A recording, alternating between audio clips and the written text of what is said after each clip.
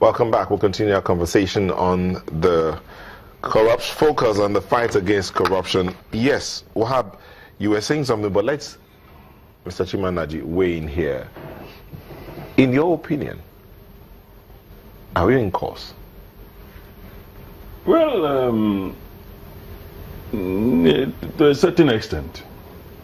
But when you are supposed to be in a project and you gain what may be considered a Pyrrhic victory, it should not be time to celebrate. The distance to be covered is so long, and you are still gravitating around 600 meters. And you have burnt so much fuel that should have taken you a distance of 300 kilometers. For those who know about the race, they should not be celebrating your achievement. So what you are finding going on now is just, we'll say, motion without movement. I had said that whenever there is bazaar, for those who know what bazaar is, in those days, churches used to do bazaar. They bring very big basin of rice. And children came with small plates, some will come with a bag and all that. In 30 minutes, the basin of rice would disappear, empty.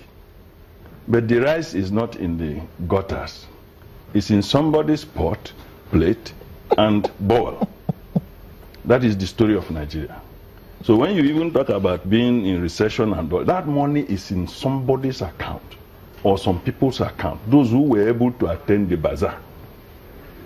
So when you catch one person, if we consider that they took this thing illegitimately before the whistle was blown for people to go to the basin in the bazaar, if you caught one person after 2 years, when he had whittled down the quantity he took from that basin, it is time for cautious expectation that perhaps you get another, but it's not time to celebrate, if you get my drift.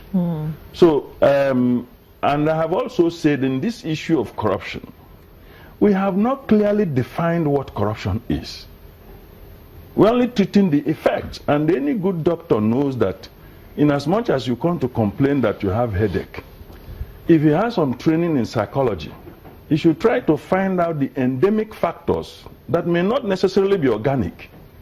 Because what he's seeing is the symptom of something. Headache is not an ailment, it's a symptom of something wrong with the system. That is what corruption is. There is something wrong with our system that is, if you like, corruptogenic. So the point is, define what corruption is, and you decide on which aspect of it you are taking on, so that you do not dissipate energy on the entire platform. If you want to grapple with war on terrorism, and you are fighting on all fronts, even US with all the arsenals may not be able to do that.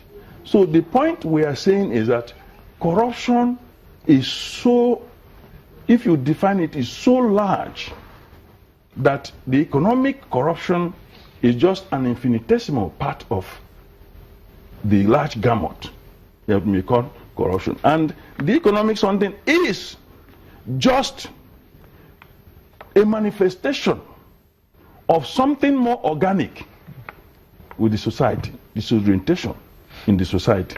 If you talk about, let me just quickly mention, for example, if you give employment only to your people, those who you consider your people, those people in your political party, those people in your religious group, those people in your ethnic group, those people in your cult group, or in any contrivance, so-called, to the exclusion of others who are even better qualified, that should have been given some multiplier. There's somebody you will employ on a particular position, the multiplier will be so enormous.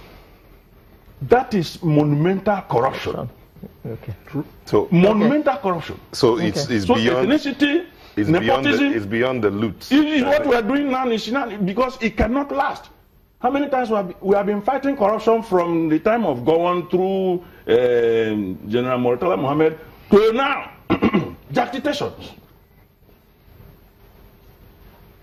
So we need to sit down and define it. Let me go over to Abuja. Hajia, now the fight against corruption, many say, got into another gear in the course of this week when the presidency announced the suspension of the secretary to the government as well as the DG of NIA. To your mind, what is the import of those two actions?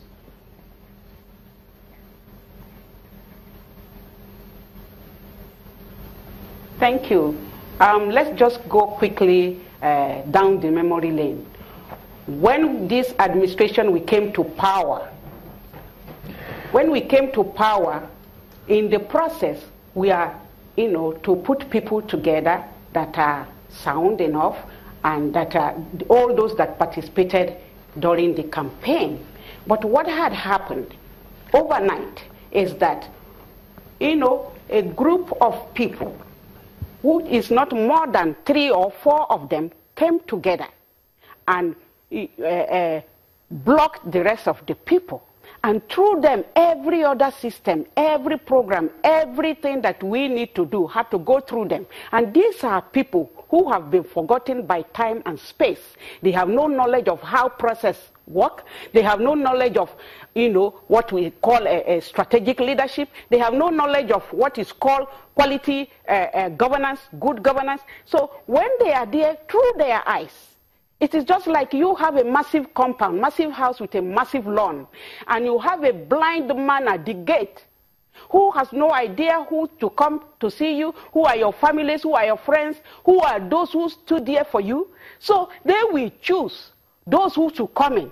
So every program, every policies, everything that we have to do had to go through them. So now, through their tunnel vision, very limited exposure, things has been done. So the nepotism, the illegal hiring, everything that the gentleman in the studio was talking about, this is how it all started. I'm sorry, I have to butt in. But could you just answer the question? We need to manage our time. We have very limited time to look at this topic. Last year we came and protested against the SGF. After a year after the presidential order on him to release funds for the IDPs, he was still sitting on the file.